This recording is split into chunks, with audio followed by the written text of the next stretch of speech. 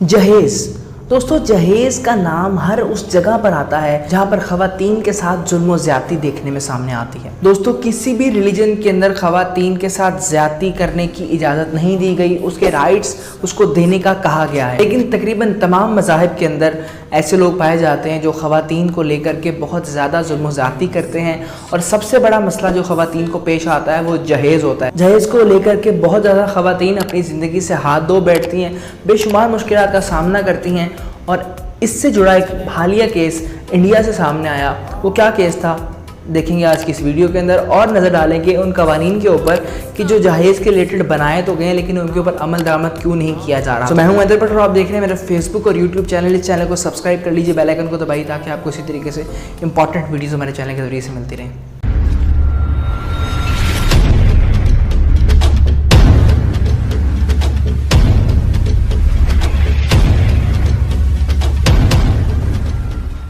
دوستو، حال ہی میں ایک 23 سالہ نوجوان لڑکی نے بھارت کے شہر احمد آباد کے اندر ایک ویڈیو شوٹ کی، اور اس ویڈیو کے اندر اس نے کچھ اس قسم کے پیغامات دیے۔ ہیلو، السلام علیکم، میرا نام ہے عائشہ عارف خان، اور میں جو بھی کچھ کرنے جا رہی ہوں اپنی مرضی سے کرنا چاہتے، کسی کا دور یا دباؤ نہیں ہے۔ اب بس کیا کہیں، یہ سمجھ لیجیے خدا کی زندگی اتنی ہی ہوتی ہے۔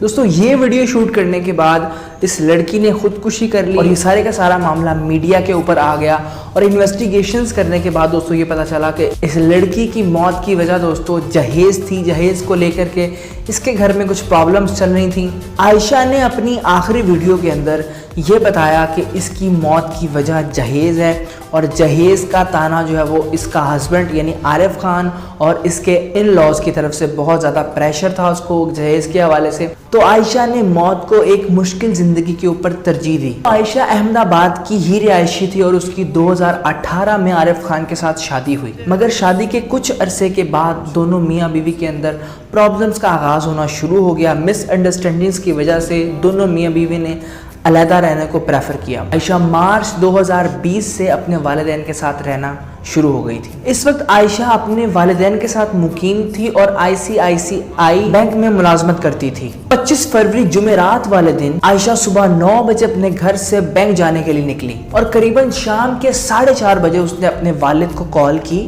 اور بتایا کہ وہ اپنی زندگی کو ختم کرنے جا رہی ہے۔ سبرماتی ریور کے اوپر عائشہ نے ویڈیو شوٹ کی، اپنا پیغام دیا، اور ویڈیو شوٹ کرنے کے بعد اس نے اپنی زندگی کو الوداع کہہ دیا۔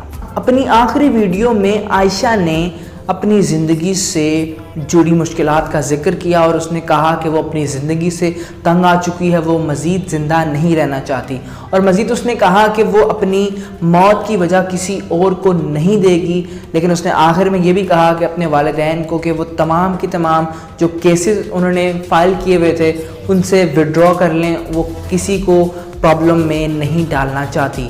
اور اس کے بعد اس نے ایک اسمائل دی اور کہا کہ دعاؤں میں یاد رکھنا، اور کہانی ختم ہو گئی۔ دوستو، بھارت میں یہ اس نوعیت کا پہلا کیس نہیں تھا۔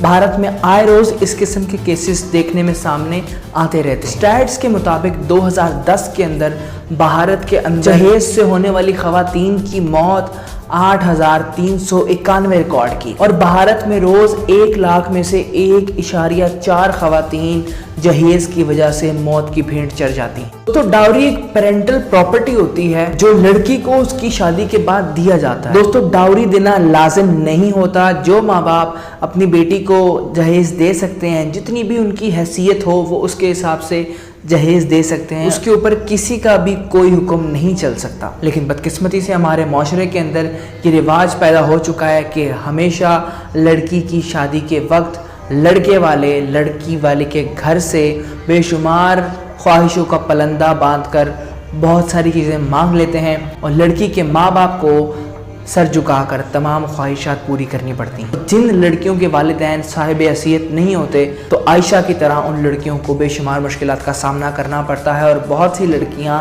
عائشہ کی طرح کا کام کر جاتی ہیں۔ دوستو، ڈاوری کے اس کرائم کے اوپر انڈیا کے اندر بے شمار قوانین بنائے جا چکے ہیں۔ مثال کے طور پر ڈاوری ڈیتھ سیکشن 304 में डाउरी मांगने पर 7 साल की कैद बमुशक्कत दी जाती है। इसके अलावा खाविंद के बीवी के ऊपर जुल्म करने को भी जुर्म कंसीडर किया जाता है और सेक्शन 498A के मुताबिक 3 साल की कैद बमुशक्कत प्लस जुर्माना किया जाता है। इसके अलावा दोस्तों बेशुमार कानून हैं जो खवातीन के राइट्स को पामाल होने से बचाने के लिए बनाए गए हैं, लेकिन बदकिस्मती से इन कानून के होने के बावजूद लोग जो हैं वो इससे बेखबर हैं और जहेज़ के इस प्रॉब्लम की वजह से बहुत सी लड़कियां और खवातीन मुश्किलात का शिकार होती हैं।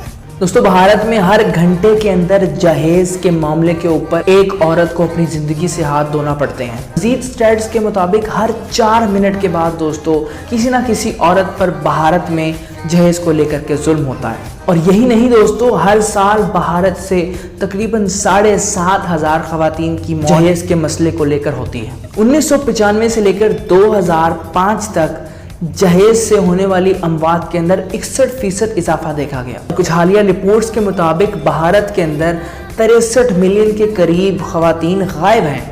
एक और रिपोर्ट के मुताबिक दोस्तों भारत में रोज़ तकरीबन 2000 से ज़्यादा लड़कियों को इस बात के ऊपर मार दिया जाता है या जला दिया जाता है कि जब ये बड़ी होंगी इनकी शादी की जाएगी और इनको जहेज देना पड़ेगा।